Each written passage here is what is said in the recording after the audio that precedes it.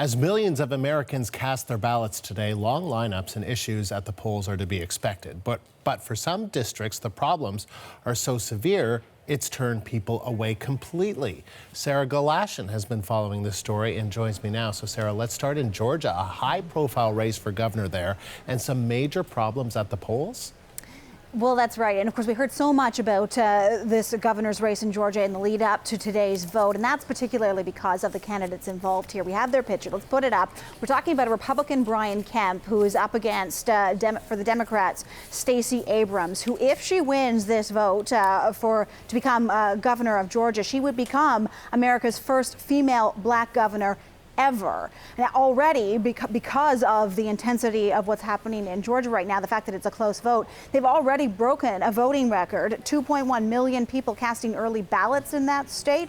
Today, officials in Gwinnett County, Georgia, are reporting that there are 4 precincts that have had technical difficulties. The technical difficulty is that the machines that create the voter access cards are not working in those 4 precincts. Now, it's 4 out of 156. So it is relatively a small number. The problem is these 4 precincts are in a pretty crucial part of that state for the Democrats in particular.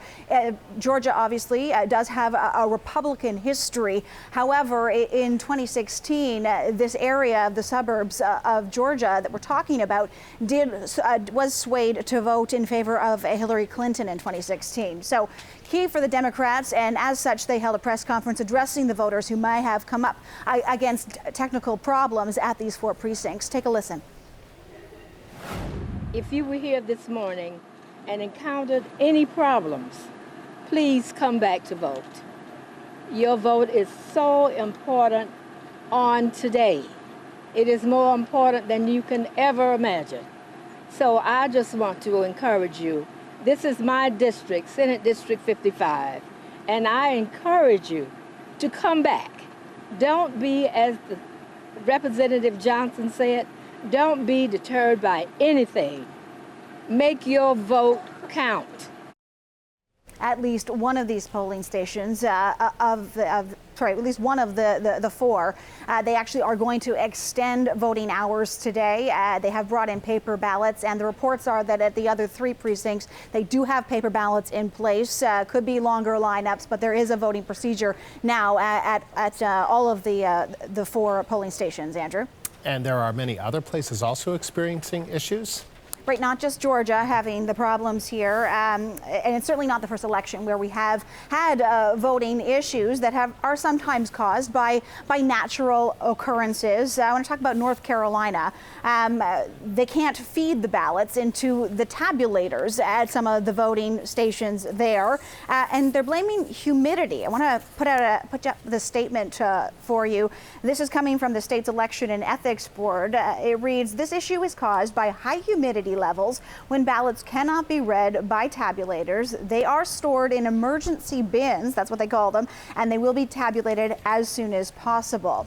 But and throughout the United States, we're hearing about other issues as well. In Tennessee, power outages, reports of ballot shortages in Arlington, Texas, voting machines in South Carolina, dealing with calibration issues. They're having a harder, slower time processing the votes.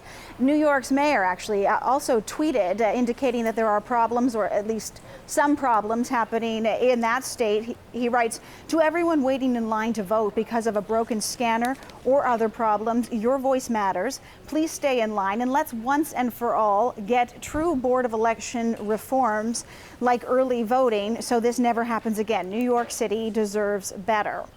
As well, the Department of Homeland Security, I want to mention, they are monitoring the situation online for any kind of influencing misinformation campaigns that might be targeting voters, trying to perhaps confuse them as to where they should vote, or if they should be voting, or when they should be voting.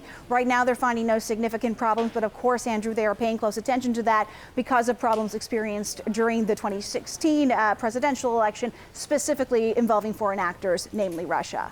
All right, Sarah, thank you. You bet.